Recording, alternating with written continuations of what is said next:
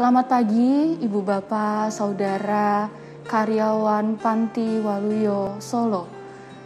Bersyukur karena Tuhan kembali memberikan kesempatan bagi kita untuk bersama-sama merenungkan firman Tuhan. Sebelum kita membaca dan merenungkan firman Tuhan, mari kita bersatu hati di dalam doa.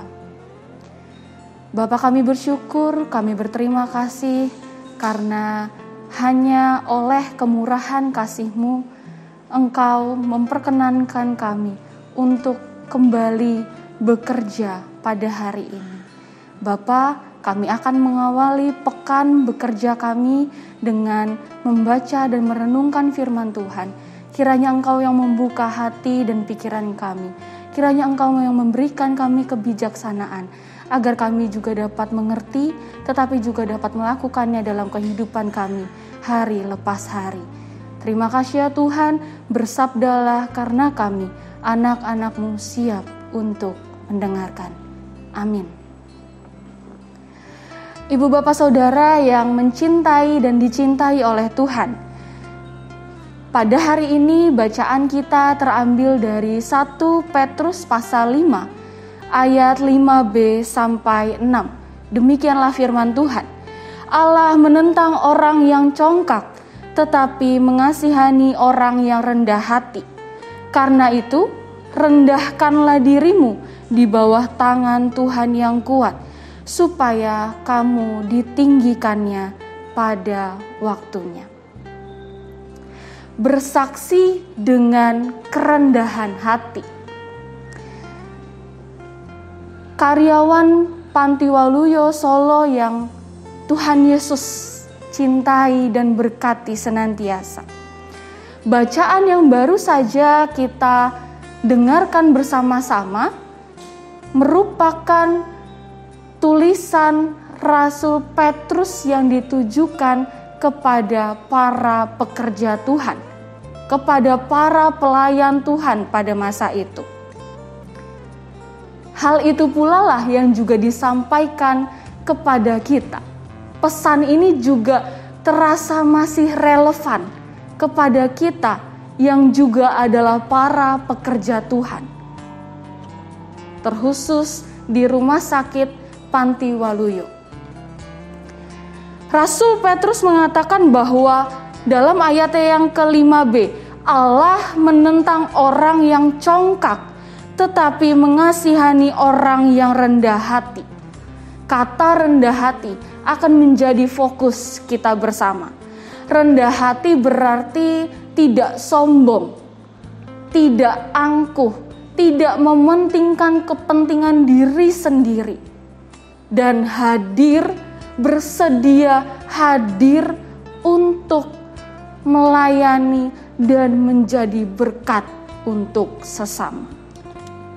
Seorang tokoh teologi memberikan definisi atau ciri-ciri yang menarik soal kerendahan hati. Ia mengatakan bahwa orang yang rendah hati akan menunjukkan sifat atau akan memperlihatkan sikap bahwa tidak ada satu orang pun yang berhutang kebaikan kepada saya. Tetapi sebaliknya, sayalah yang berhutang kebaikan kepada setiap orang, termasuk orang asing dan termasuk musuh saya sekalipun. Ibu bapak saudara yang terkasih, berbicara soal rendah hati, seseorang yang memiliki kerendahan hati pasti menunjukkan bahwa ia mengenal dirinya dengan baik. Ia menerima dirinya, ia menghargai dirinya. Ada penerimaan, pengenalan, dan penghargaan. Dan itu semua ia dapatkan bukan dari apa kata orang tentang diriku, bukan kata diriku tentang diriku sendiri, tetapi apa kata Tuhan kepada saya. Apa yang Tuhan kehendaki kepada diriku. Maka kalau kita berbicara soal kerendahan hati, maka kita tidak bisa melepaskannya dari adanya spiritualitas. adanya hubungan relasi yang intim bersama dengan Allah. Jadi, kalau kita menerima segala kebaikan dan berkat dari Allah, kita menyadarinya dan kita bersyukur atas itu, maka syukur itulah yang membuat hati kita tergerak. Kita memiliki keinginan yang besar untuk menjadi berkat, berbagi dengan sesama, bersaksi, bukan dengan kesombongan dan keangkuhan, tetapi dengan kerendahan hati. Lalu langkah-langkah konkret seperti apa yang dapat kita lakukan untuk menjadi pribadi yang mengenakan pakaian kerendahan hati? Ada 3 langkah-langkah yang bisa kita lakukan. Langkah pertama adalah HPDT. HPDT adalah membangun hubungan pribadi dengan Tuhan. Kita perlu melatih disiplin rohani, kita terus berdoa, kita terus mengucap syukur, menyadari kehadiran Allah dalam kehidupan kita. Lalu yang kedua adalah jangan menganggap diri ini hebat. Ingat Ibu Bapak Saudara bahwa seluruh yang kita miliki, kepintaran, kesuksesan, kekuasaan, jabatan, itu adalah milik Allah, diberikan oleh Allah. Maka tidak ada celah sedikit pun bagi kita untuk memuliakan diri kita sendiri, karena seluruh kemuliaan hanya milik Allah. Lalu yang ketiga ada berbaur dengan orang lain dan jangan gengsi. Hal ini penting untuk kita tidak membatasi setiap orang dengan kelas-kelas. Entah kelas pendidikan, kelas materi, kelas kekuasaan, dan lain-lain. Kita perlu menyadari bahwa dengan sesama kita tidak akan ada kelas-kelas, tidak ada yang lebih rendah atau yang lebih tinggi. Semuanya sama, semuanya setara. Kita perlu hadir menjadi teman dan sahabat bagi semua orang. Namun menarik Ibu Bapak Saudara, karena Rasul Petrus tidak berhenti pada ayatnya yang kelima. Ia melanjutkan dalam ayat yang keenam. Karena itu rendahkanlah dirimu di bawah tangan Tuhan yang kuat, supaya kamu ditinggikannya pada waktunya. Rendah hati juga harus menjadi sifat utama kita di tengah situasi sukar dan berbeban berat.